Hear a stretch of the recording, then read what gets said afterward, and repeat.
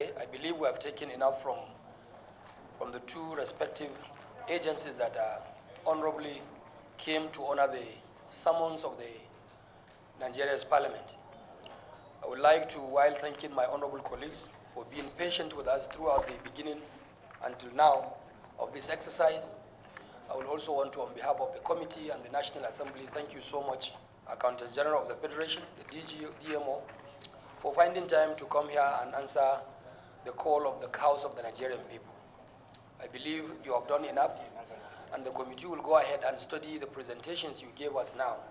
In case we have any cause to get back to you, maybe by writing or by even phone call, we place a call to bring you back and make further explanations. But I want to believe these extensive submissions you have made will be quite sufficient enough to guide the committee in the course of coming up with our report. It is a drive that all of us have to partake. It's not about the House alone. You also are acting in your own capacity as ambassadors of Nigerian people, perhaps acting in the capacity of the executive arm of government on behalf of the president. And we must be seen to be operating on the same page. That is just it. We have no point whatsoever dragging ourselves. The agencies of governments are also functional to the democratic system we are operating. The National Assembly, which of course is the parliament that represents the interests of the people, is also part of the government, of the executive arm of government. We have to really work together to deliver the deliverables. We are working together to make sure that we make a greater Nigeria, a Nigeria that every citizen in the country will have a cause to be proud that, oh yes, I'm a Nigerian.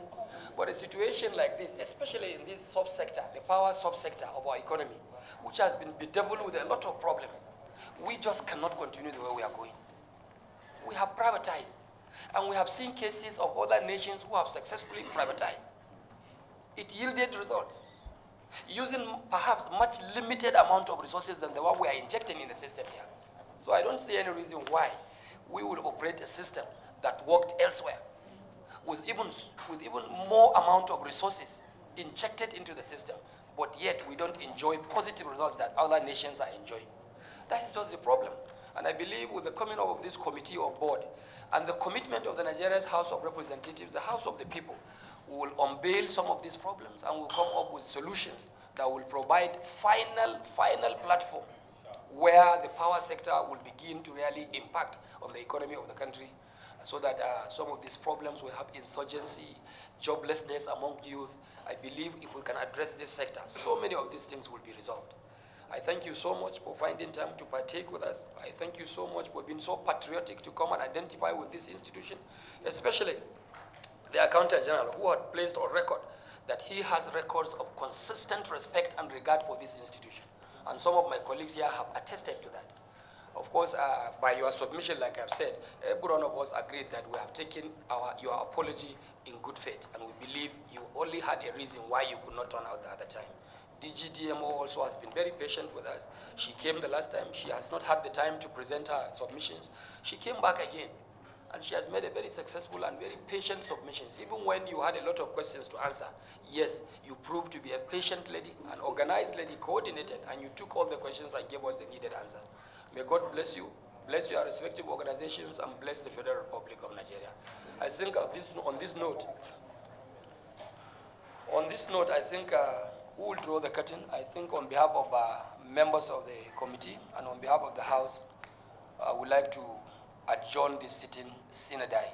And like we have said clearly, for those two other agencies that have not yet turned up for this engagement, I think they have to talk to themselves. We don't need to talk to them again.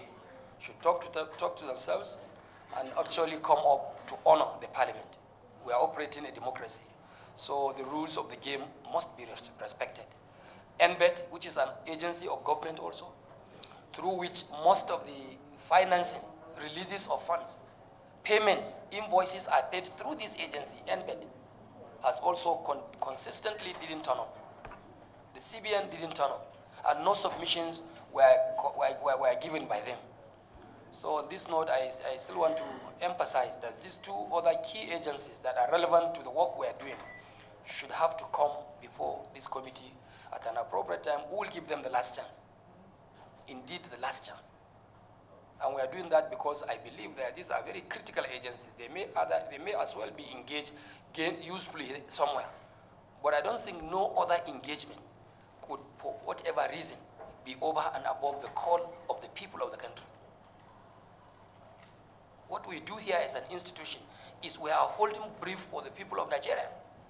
So any other engagement whatsoever, no matter how important that engagement might be, I don't think in a democratic system such might be over and above the call of the people. So NBET, Central Bank, I repeat, will give them the last opportunity to come. And when that is turned down again, then this committee will now be compelled to invoke the necessary instrumentality of our powers constitutionally to compel their appearance before this committee. I thank everyone that is here. Honorable members, thank you for your patience. May God bless the Federal Republic of Nigeria. The meeting is hereby adjourned.